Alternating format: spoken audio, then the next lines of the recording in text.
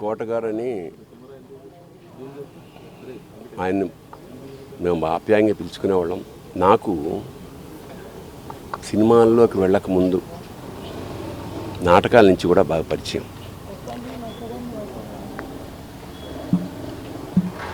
ఆయనతో కలిసి నాటకాలు వేసిన వాడిని నేను.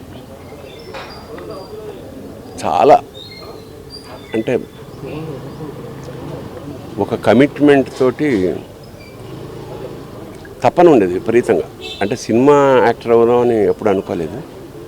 బట్ నాటకాల్లో బ్యాంక్లో పనిచేస్తున్నప్పుడు ఒక మధ్యతరగతి ఇంట్లోంచి బయలుదేరిన అతని ప్రయాణం అంచెలంచెలుగా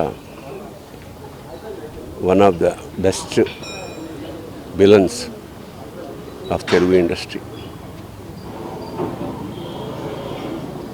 సరే, మామూలుగా సరదాగా మాట్లాడుకునే వాళ్ళం. కోటగారి నేచర్ ప్రకారం మాట కటువుగా ఉండేది. సరే, చిన్నప్పటి నుంచి నాకు తెలిసిన వ్యక్తి కాబట్టి పెద్ద పట్టించుకునేవాళ్ళం కాదు.